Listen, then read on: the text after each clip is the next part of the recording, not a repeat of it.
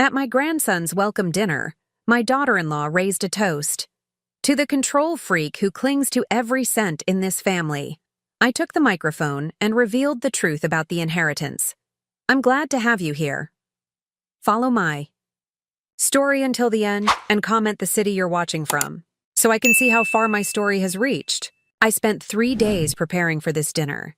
3 days of cooking, cleaning, and trying to make everything perfect for my grandson's welcome celebration. At 61, becoming a grandmother was the brightest spot in my life since losing Richard 5 years ago. The dining room looked beautiful.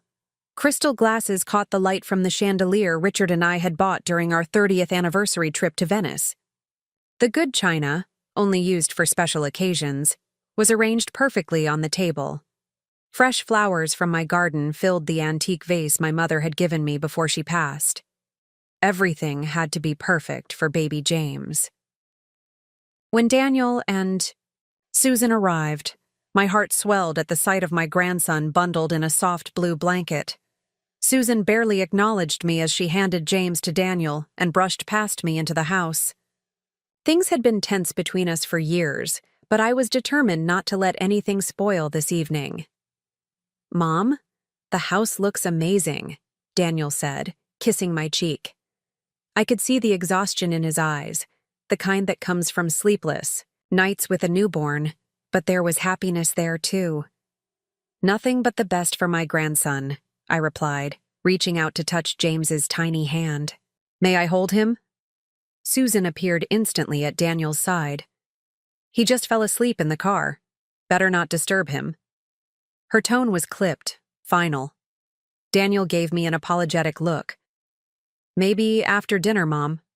I nodded and led them into the dining room where my brother Thomas and his wife, my sister-in-law Barbara, and a few close family friends were already seated. Dinner began pleasantly enough. The conversation flowed, mostly centered around baby James and how the first 2 weeks of parenthood had been for Daniel and Susan. As dessert was served, Thomas raised his glass. "I'd like to propose a toast to the newest member of our family, to James and to Anne for this wonderful dinner." Everyone raised their glasses, but Susan's expression soured at the mention of my name.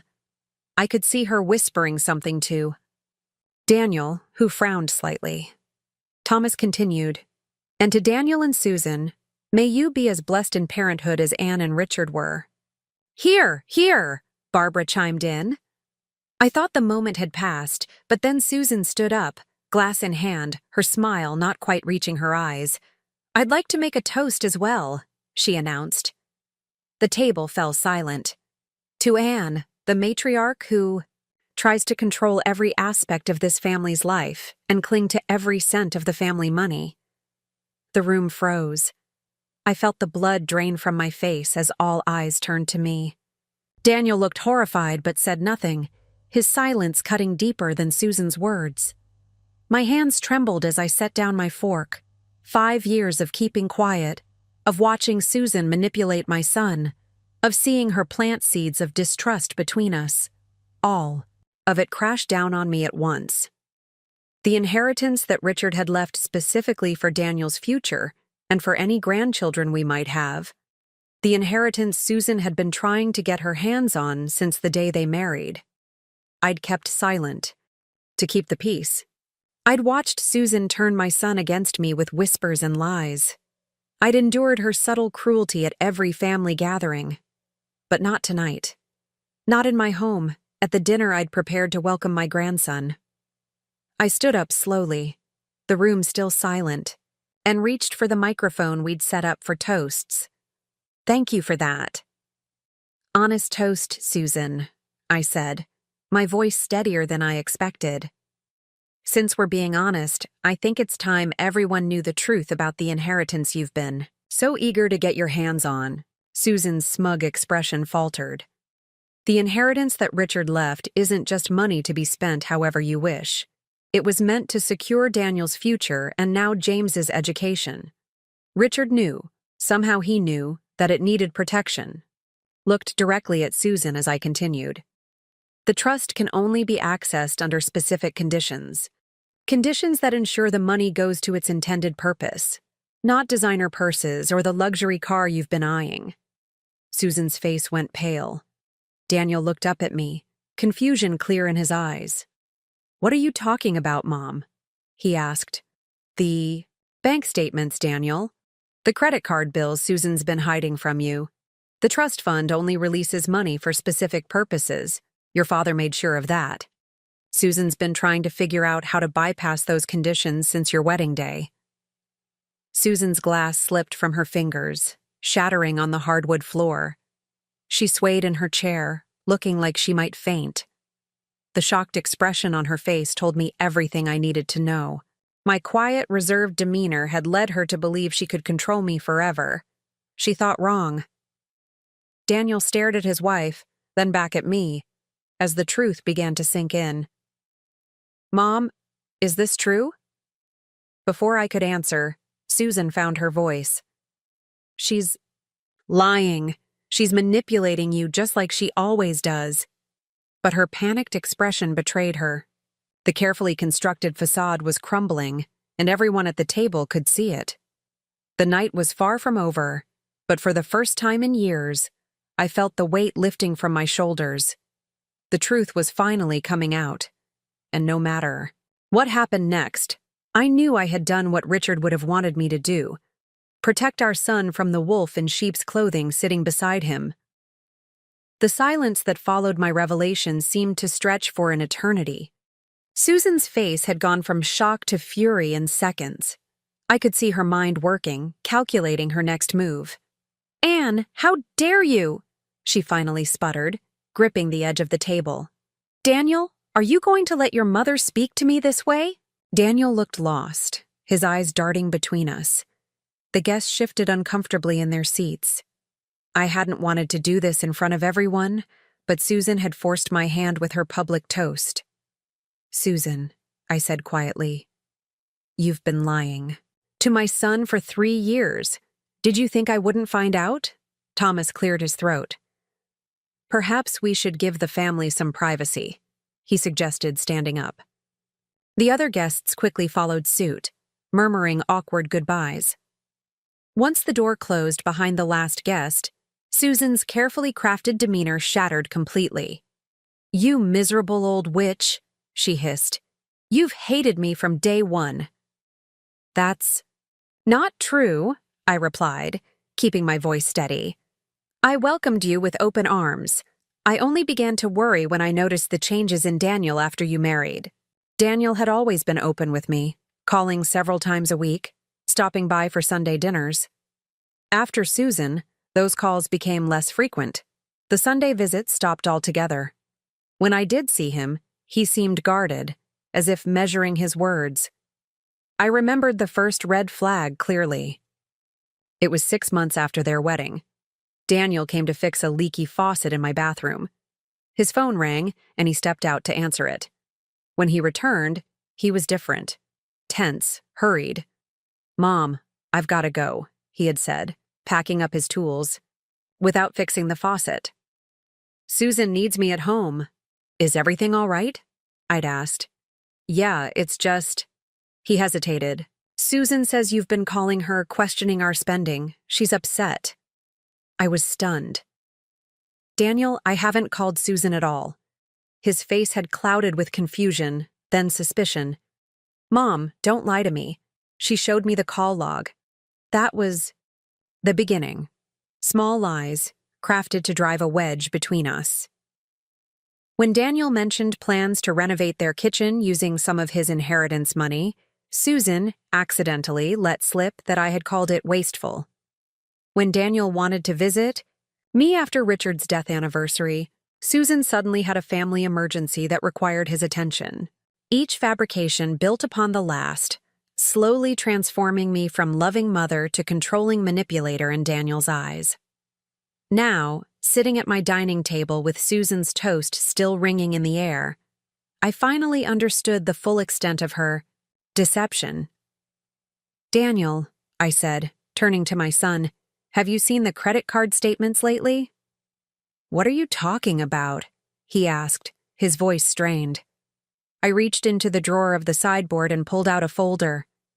These are copies of your financial statements for the past year. Susan's been opening credit cards in your name. Daniel's face paled as he took the folder. How did you get these? The fraud alert on your credit report. As your father's executor, I'm still connected to some of the accounts. When unusual activity was flagged, I was notified. Susan jumped to her feet. This is invasion of privacy. You had no right. I had every right as the trustee of Richard's estate, I replied. The trust is designed to protect Daniel and now James. Your spending sprees put that at risk. Daniel opened the folder, his hands trembling slightly. I watched as he flipped through statement after statement, his expression morphing from disbelief to anger. Susan, what is this? A $5,000 charge at Nordstrom? $3,000 at that boutique downtown? We agreed to save for the baby. Susan's face hardened. I needed those things, Daniel. Do you expect me to look like a pauper? And this account. I never opened this, Daniel continued, holding up a statement for a credit card I knew he'd never seen before. Your mother is trying to manipulate you, Susan insisted, her voice rising. She's always hated me. She thinks I'm not good enough for her precious son. I shook my head. This isn't about whether you're good enough, Susan. It's about the lies you've told and the damage you've done. Daniel looked up from the papers, his face ashen. There's over $30,000 in debt here that I knew nothing about. He turned to Susan. How could you do this? Susan's tactics shifted instantly. Her eyes welled with tears. Her voice softened. Danny, I was going to tell you. With the baby coming, I didn't want to stress you out. Your mother is making this seem worse than it is. I'd seen this performance before. The sudden vulnerability, the way she made herself the victim. I watched as uncertainty flickered across Daniel's face. He'd always been tender-hearted, just like his father. The debt isn't even the worst part, I said quietly. It's the lying, the manipulation, the way she's tried to turn you against me. That's ridiculous, Susan snapped, the vulnerable act dropping momentarily. Is it? I challenged. What about telling Daniel I called you, questioning your spending when I never did? What about the supposed emergency at your sister's house? The night Daniel was going to visit me after the anniversary of your father's death? Daniel's head snapped up. What? There was no emergency? Susan's face flushed. Anne is twisting things. No, Susan, no more lies, I interrupted firmly. Daniel deserves the truth. All of it. Baby James began to cry from his carrier, the tension in the room perhaps disturbing his sleep. Susan immediately moved to pick him up, but Daniel got there first. I watched as he cradled his son, looking down at the tiny face with a mixture of love and newfound fear. Mom, he said finally, his voice barely above a whisper. What else haven't you told me? The question hung in the air between us. There was so much more. The attempts to access the trust directly, the conversations I'd overheard between Susan and her friend about getting control of the old lady's money. But looking at my son holding his newborn child, I knew I needed to be careful. This wasn't just about exposing Susan anymore. It was about protecting what remained of my family. We have a lot to talk about, I said softly. But right now, I think you need time to process this. Daniel nodded, still gently rocking James. The truth was finally emerging from the shadows, but I knew this was just the beginning of what would likely be the most painful chapter of our family's story.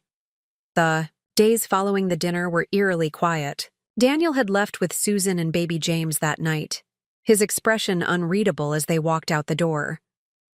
I'd spent 3 sleepless nights wondering if I'd made the right decision by exposing Susan so publicly. Had I driven my son even further? Away? The thought haunted me as I moved through my empty house, the remnants of the celebration dinner still lingering in corners I hadn't yet cleaned. On the 4th day, my doorbell rang. I opened it to find Daniel standing there alone, dark circles under his eyes, his shoulders slumped with exhaustion. "Can I come in?" he asked quietly. I stepped aside, my heart pounding. We sat in the living room, the space between us filled with unspoken words. Daniel looked around, taking in the familiar surroundings. The family photos on the mantel, the worn leather armchair Richard used to sit in while reading the evening paper. "I found more," he finally said, his voice hollow. "More credit cards, more debt. Almost $50,000 in total." He ran his hand through his hair, a gesture so like his father's that my throat tightened. "How did I not see it, Mom?" I reached across and took his hand. "Because she didn't want you to. Susan is skilled at deception. She said you're lying. That you've always been jealous of her and wanted to control me." Daniel's voice cracked slightly. "But then I found this in her desk drawer." He pulled out a folded document from his jacket pocket and handed it to me. As I unfolded it, I felt my blood turn cold. It was a real estate listing for our family home, my home, along with notes in Susan's handwriting about potential selling prices and calculations of how much money they could expect from the sale. "I don't understand," I whispered, though I did. "All too well. She was planning to convince me to ask you to sell the house. Said it was too big for just you, that the money would be better used for James's future." Daniel's voice grew harder. "But that's not even the worst part." He pulled out his phone and showed me a series of text messages between Susan and a real estate agent. The conversation detailed plans to list the lakeside property in Tahoe, the cabin Richard and I had bought 30 years ago, where we'd spent every summer with Daniel as he grew up. The property that was now part of the trust Richard had created. She can't sell that, I said firmly. "It's in the trust. She has no access to it." "She's been trying to find a way around that. These messages go back months, Mom. Before James was even born. She's been talking to lawyers, trying to find loopholes in the trust." I sat back, a wave of vindication washing over me. Richard had been right to set up the trust the way he did. He'd always been better at reading people than I was. "There's more," Daniel continued, his voice now barely audible. "I found a draft of a letter to a lawyer asking about having you declared incompetent to manage your own affairs. She was researching how to get power of attorney over you." The room seemed to spin around me. Susan hadn't just been trying to access the inheritance. She'd been plotting to take over everything, to push me aside completely and seize control of all that Richard and I had built over our 40 years together. "Daniel, don't apologize, Mom," he interrupted. "I'm the one who should be sorry. I believed her. Every time she said you were controlling or manipulative, I believed her. I let her come between us." I squeezed his hand. "You loved her. You trusted her. That's what you're supposed to do with the person you marry." I ignored the signs because I didn't want to see them. The way she'd change the subject whenever I talked about visiting you. The way she'd always have an emergency or a reason why we couldn't include you in our plans. His face crumpled with guilt. "I abandoned you after Dad died, when you needed me most. You're here now," I said softly. "That's what matters." Daniel looked up, his eyes filled with a mixture of pain and resolve. "What do I do now, Mom? There's James to think about. I can't just—" The sound of a car door slamming interrupted him. Through the window, I could see Susan marching up the walkway, her face tight with fury, baby James strapped to her chest. "She followed me," Daniel said, his voice dropping to a whisper. "I told her I was going to the office to catch up on work." The doorbell rang aggressively, followed by pounding on the door. "Daniel, I know you're in there. Open this door right now." Daniel closed his eyes briefly, then stood. "I have to deal with this." I nodded, rising as well. Whatever happened next, I knew we would face it together.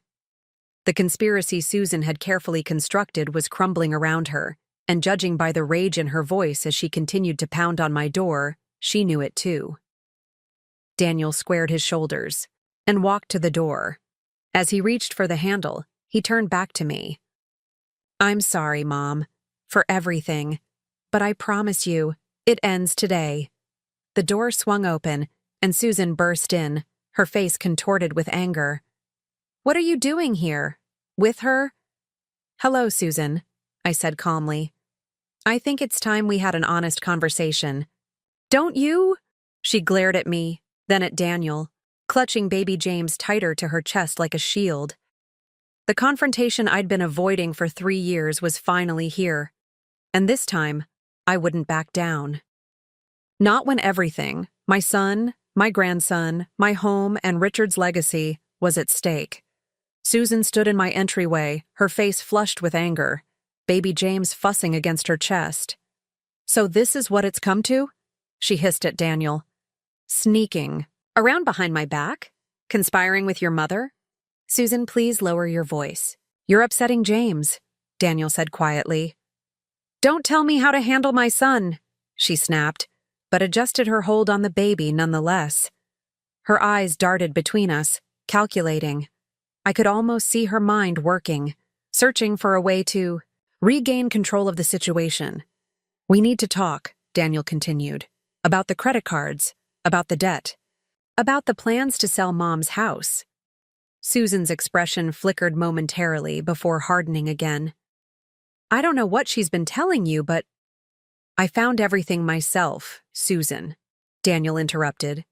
"The statements, the messages to the real estate agent, the letter to the lawyer about getting power of attorney over my mother." Susan's face paled slightly. "You went through my things? You invaded my privacy?" "Our privacy," he corrected. "Our finances. Our marriage. Our future." He gestured toward James. "His future." I remained silent, watching this exchange between my son and his wife. Despite everything, my heart ached for Daniel.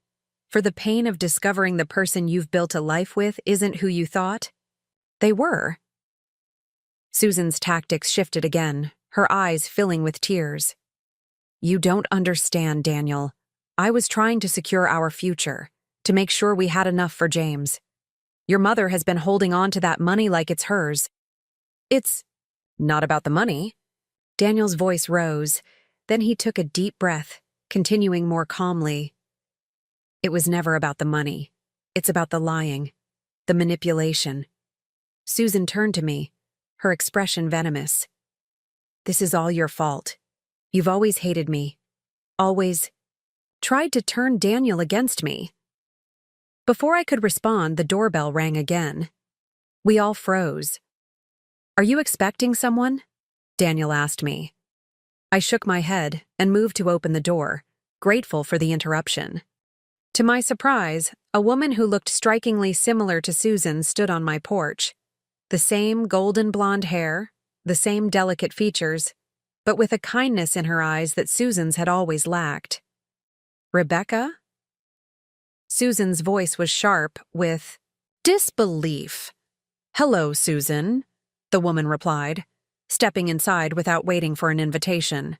She nodded to me. "You must be Anne. I'm Rebecca, Susan's sister." Susan's face contorted with fury.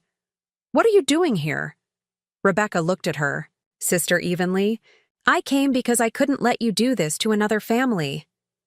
The room went still. Daniel looked between the sisters, confusion clear on his face. "Another family?" Rebecca turned to him sympathetically.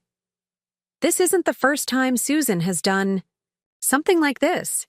It's why we haven't spoken in years." Susan let out a harsh laugh. "Don't listen to her. Rebecca has always been jealous of me." "Jealous?" Rebecca's voice was incredulous. "Of what? The way you manipulated Henry until his family disowned him? The way you drained his bank accounts and then left when there was nothing left to take?" Daniel's face paled. "Henry? Your ex-husband?" "The divorce was his fault," Susan said quickly.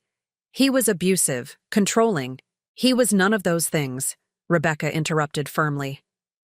He was a kind man whose only fault was loving my sister too much to see what she was doing until it was too late. I watched as Susan's carefully constructed facade began to crumble. Her eyes darted around the room like a cornered animal's. Chum. Told us she was never married before you, I said to Daniel. That Henry was just a boyfriend from college. Rebecca nodded. There's a lot she hasn't told you, I'm afraid. Susan clutched James tighter, making him whimper. You have no right to come here and spread lies about me. They're not lies, Susan, Rebecca replied calmly. She reached into her bag and pulled out a folder, handing it to Daniel. Everything is in here. The marriage certificate, the divorce papers, the restraining order Henry's family had to take out when she wouldn't stop harassing them for money. Daniel took the folder with trembling hands. How did you know to come here? Today? Rebecca glanced at me. I've been trying to track Susan down for years, to warn whoever she was with next. When I finally found her, I reached out to Anne through social media. I was going to meet with her tomorrow, but then she messaged me about what happened. At the dinner, I came as soon as I could. I remembered the message I'd sent late last night, after tossing and turning, wondering if I'd made the right choice by exposing Susan. Rebecca had responded immediately, suggesting we meet to talk. I'd never expected her to show up at my door. Susan's face had gone from angry to terrified. You're all trying to ruin my life, to take my son away from me. No one is trying to take James away, Susan, Daniel said gently. But we need to figure out where we go from here. There has to be accountability. Rebecca stepped forward, her expression softening as she looked at her sister. Susan, you need help, professional help. This pattern, it's destroying your life and hurting everyone around you. For a moment, I saw something genuine flicker across Susan's face. Fear, perhaps, or even remorse. But it was quickly replaced by the cold calculation I'd come to recognize. Fine, she said suddenly, her voice eerily calm. You want the truth? Yes, I married Henry for his money. Yes, I've been trying to get control of the inheritance. But can you blame me? Do you have any idea what it's like to grow up with nothing? To watch everyone around you have everything handed to them while you struggle for scraps? Daniel looked at her, bewildered. You told me your family was well off, that your father was a surgeon. She lied about that too, Rebecca said quietly. Our father was a janitor. Our mother worked 3 jobs to support us. We didn't have much, but we were taught to be honest, to work hard for what we wanted. She looked at her sister with a mixture of sadness and disappointment. Susan chose a different path. The room fell silent again, the weight of these revelations pressing down on all of us. Baby James began to cry in earnest now, perhaps sensing the tension around him. Daniel reached for his son. Let me take him for a bit. You're upset. To my surprise, Susan handed James over without protest, her shoulders sagging as if the fight had suddenly gone out of her. As Daniel gently rocked his son, speaking softly to soothe him, I found myself standing next to Rebecca, both of us watching Susan, who now sat on my sofa staring blankly ahead. Thank you for coming, I whispered to Rebecca. She gave me a sad smile. I should have found her sooner. Maybe I could have prevented all this. I shook my head. You're here now. That's what matters. As I looked at my son cradling his baby, at Susan sitting shell-shocked on my couch, and at this unexpected ally who had appeared just when we needed her most, I realized that whatever happened next, our family would never be the same again. But perhaps, just perhaps, it could be stronger, built on truth instead of lies, on transparency instead of manipulation. For the first time since that disastrous dinner, I felt a glimmer of hope. The living room felt too small for the 5 of us. Daniel cradling baby James, Susan hunched on the sofa, Rebecca standing near the window, and me, trying to keep my composure as years of built-up tension finally reached its breaking point. What happens now? Daniel asked, his voice steady. Despite the pain etched across his face, he looked down at James, who had finally settled into sleep, unaware of the family crisis swirling around him. Susan straightened, something hardening in her expression. Nothing happens. We go home, and we deal with this privately. She shot a venomous glance at Rebecca. Without interference from people who don't understand our marriage. I think we're beyond that, Susan, Daniel replied quietly. The lies, the debt, the plans to sell Mom's house. We can't just sweep this under the rug. What do you want me to say? Susan's voice rose slightly, then she caught herself glancing at the sleeping baby. That I made mistakes? Fine. I made mistakes. But everything I did was for us, for our future. Was Henry for your future too? Daniel asked, the question hanging heavy in the air between them. I watched my son carefully, recognizing the quiet strength that had always been there, inherited from his father. Richard would have handled this the same way, calm but unyielding. Susan's eyes flashed. Henry was different. I was young, desperate. You were 28, Rebecca interrupted. The same age you were when you met Daniel. Susan shot her. Sister? A look that could have frozen fire. Stay out of this, Rebecca. You've done enough damage. I think she's done us a favor, I said, finding my voice at last. We needed to know the truth, Susan. All of it. Susan turned to me, the mask of civility completely gone now. This is what you wanted all along, isn't it? To drive me away from Daniel? To keep your precious son all to yourself? No, I replied softly. I wanted Daniel to be happy. I wanted to be part of his life, to know my grandson. I would have accepted anyone who truly loved him. I do love him, Susan insisted, a note of desperation creeping into her voice.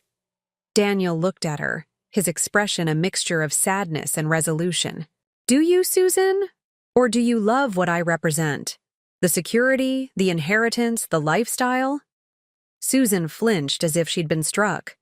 For a moment, I thought I saw genuine pain in her eyes, but it was quickly replaced by the calculation I'd come to recognize. You're not leaving me, she said, her voice low and dangerous. I won't let you take James from me. I don't want to take James from you, Daniel said.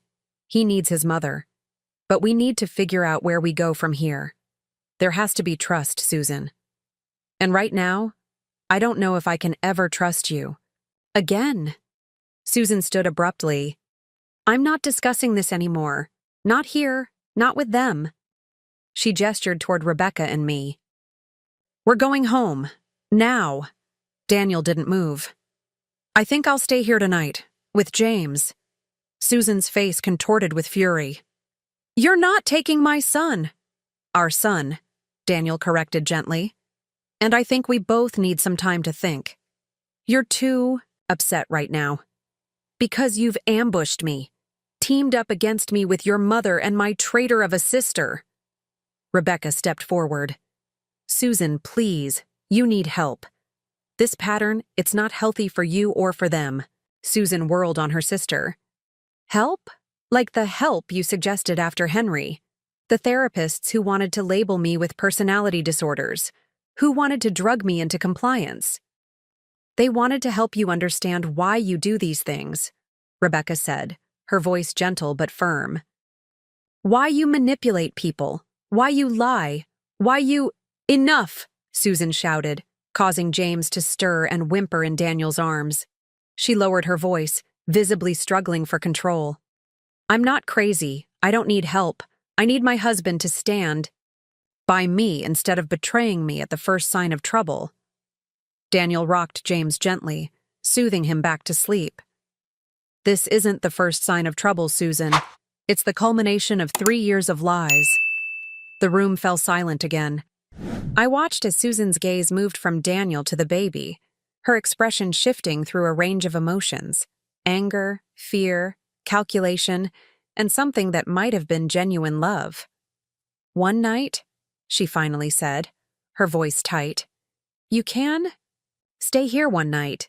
Then we talk. Just the two of us. Daniel nodded. That's fair. Susan turned to me, her eyes cold. This isn't over, Anne. Don't think for a second that you've won. This isn't about winning, Susan, I replied. It's about healing our family, she laughed. A brittle sound that held no humor. Family? You think we're still going to be a family after this? Before I could respond, she grabbed her purse and headed for the door. She paused with her hand on the knob, not looking back. I'll expect you home tomorrow, Daniel. Before noon. The door slammed behind her, the sound echoing through the quiet house. Daniel let out a long, shaky breath, looking down at James, who, miraculously, had slept through the final confrontation. Rebecca moved to sit beside me on the couch. I'm sorry, she said softly. I know this isn't how you imagined becoming a grandmother. I smiled sadly. Life rarely turns out the way we imagine, does it? Daniel joined us, carefully settling into the armchair across from us, still cradling James. What do I do now, Mom? He asked, his voice small, almost like the little boy who used to come to me with scraped knees and broken toys. How do I fix this? I reached across and squeezed his hand. Some things can't be fixed, sweetheart. Sometimes all we can do is move forward as best we can. Rebecca nodded in agreement. Susan needs professional help, Daniel. Real help. Whether your marriage can be saved depends on her willingness to get that help. Daniel looked down at his son, his expression a mixture of love and worry. And if she refuses? Then you'll have to make some difficult decisions, I said gently. For James's sake as much as your own.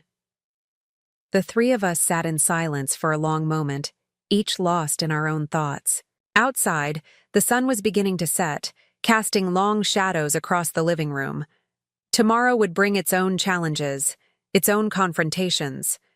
But for now, in this moment of quiet after the storm, I felt a strange sense of peace. The truth was finally out. And whatever happened next, we would face it together. 6 months can change everything. As I sat in my garden, watching Daniel push baby James on the infant swing we'd installed last weekend, I marveled at how differently things had turned out, from what any of us had expected. That night after Susan stormed out of my house had been just the beginning. The next day, Daniel had indeed gone home before noon, as Susan demanded. But he hadn't gone alone. Rebecca and I had accompanied him, at his request. We'd stayed in the car while he went inside, James in his carrier. 20 minutes later, he'd emerged, white-faced and shaking. Susan had cleared out their joint bank account, what little was left after her spending sprees, and packed a bag. All she'd left was a note. You chose them over me. You'll regret this. The weeks that followed were brutal. Susan filed for full custody of James, claiming Daniel was unstable and influenced by his controlling mother. She hired an aggressive lawyer with money we later discovered she'd borrowed from a friend. She told vicious lies about Daniel to anyone who would listen, friends, co-workers, neighbors. But she'd underestimated how thoroughly her deceptions had been exposed. With Rebecca's testimony about Susan's pattern of behavior, the financial evidence of her hidden spending and debt, and the documentation of her plans to sell my property without authorization, Susan's case began to crumble. Her lawyer withdrew when evidence of her previous marriage and financial misconduct came to light, information she had deliberately withheld. Then came the turning point we hadn't expected. 3 months into the custody battle, Susan didn't show, up for a court hearing. Her phone was disconnected. Her apartment stood empty. She had simply vanished. 2 weeks later, Rebecca received a postcard from Phoenix. Starting over. Tell Daniel I'm sorry. Tell James I love him. No return address. No further contact. The custody case was settled by default. Daniel was granted full custody, with Susan's parental rights left intact but dormant. If she ever returned, she would have to petition the court for visitation. "Dad, look!" James squealed with delight as Daniel pushed him higher on the swing, his chubby legs kicking with excitement. At 10 months old, he was already saying a few words. Dada and Nana, being his favorites. "I see you, buddy. You're flying," Daniel replied, his face breaking into the kind of genuine smile that had been rare in the years he was with Susan. My heart swelled watching them together. After Susan disappeared, Daniel and James had moved in with me, temporarily. But as weeks turned into months, we'd both realized there was no rush to change our arrangement. The house was big enough for all of us, and having James under my roof was the greatest joy of my life. "Mom, can you take over? I need to get those steaks marinating for tonight," Daniel called. I set aside my gardening shears and walked over to the swing set, reaching for the chains. "Come to Nana, sweetheart," I cooed to James, who giggled and reached for me with sticky hands. "Thanks, Mom," Daniel said, kissing my cheek. "Thomas and Barbara should be here around 6. And Rebecca? She's bringing dessert. Some fancy chocolate thing she found a recipe for." I nodded, smiling. Rebecca had become a fixture in our lives, a connection to Susan that somehow didn't hurt. She'd been as surprised as anyone by her sister's disappearance, but had also seemed relieved. "Susan runs when she can't control the situation," she'd explained. "She always has." As Daniel headed inside, I continued pushing James on the swing, savoring his little boy laughter. The past 6 months had been a journey none of us had expected, but healing had come in its own time, in its own way. Daniel had started therapy, working through the manipulation and emotional abuse he'd endured during his marriage. He'd reconnected with old friends Susan had driven away. He'd even begun dating again, cautiously. A kind-hearted kindergarten teacher he'd met at a single-parent support group. The sound of a car in the driveway pulled me from my thoughts. Rebecca was early, climbing out of her sedan with a bakery, box in hand, her blonde hair, now cut short, catching the afternoon sunlight. "Look who's here, James," I said, lifting him from the swing. "Auntie Becca." James squirmed with excitement, making grabbing motions toward Rebecca as she approached. "There's my favorite boy," Rebecca laughed, setting the dessert box on the patio table to take James from me. "Have you been good for your Nana and Daddy?" "He's always good," I replied with mock seriousness. "Aren't you, sweetheart?" Rebecca bounced, James on her hip, her expression softening as she looked around the garden. "It's beautiful here, Anne. Peaceful." I nodded, understanding what she meant. Our lives had found an unexpected rhythm, a new kind of family forged from the remnants of what Susan had tried to destroy. "Any word?" I asked quietly. It was our shorthand for asking if she'd heard from Susan. Rebecca shook her head. "Nothing since the postcard. I don't think we will. Not for a long time." I wasn't sure how to feel about that. Despite everything Susan had done, she was still James's mother, still Daniel's first love, still a woman who clearly needed help she wasn't willing to accept. "Do you think she'll ever come back?" I asked, a question I'd pondered often in the quiet hours of the night. Rebecca sighed, adjusting James on her hip. "I don't know. Susan has always been good at reinventing herself, at finding new people to, well, you know." I did know, and part of me hoped that wherever Susan was, she'd found the help she needed to break her destructive patterns. "Mom, Rebecca, lunch is ready," Daniel called from the patio door. As we made our way back to the house, James babbling happily in Rebecca's arms, I thought about Richard, about how much he would have loved being a grandfather, about how right he'd been to protect our family's legacy with the trust he'd created. "You okay, Anne?" Rebecca asked, noticing my momentary melancholy. "Just thinking about Richard," I replied. "He would have loved this. Family gatherings, Sunday lunches, watching James grow up." Rebecca smiled gently. He's still here, in a way. In Daniel, in James, in this beautiful home you created together.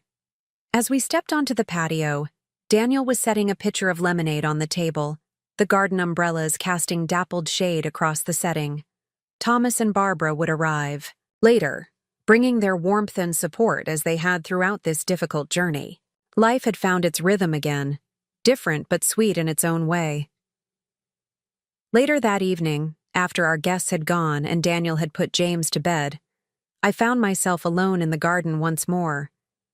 The stars were beginning to appear, pinpricks of light in the deepening blue. "We made it, Richard," I whispered to the quiet night. "Not the way we planned, but we made it." A gentle breeze stirred the wind chimes he had hung years ago, creating a soft, melodious sound that seemed to answer me. I smiled, feeling not sad but grateful. Grateful for the truth that had finally emerged. Grateful for the unexpected allies who had helped us through the darkest times. Grateful for the renewal our family had found, not despite the pain, but because of how we had faced it together. The future wasn't certain. It never is. Susan might return someday. James would grow up with questions about his mother. Daniel would continue his journey of healing. But whatever came next, I knew we would meet it with the strength and grace we had discovered in ourselves along this unexpected path. And in that knowledge, I found peace.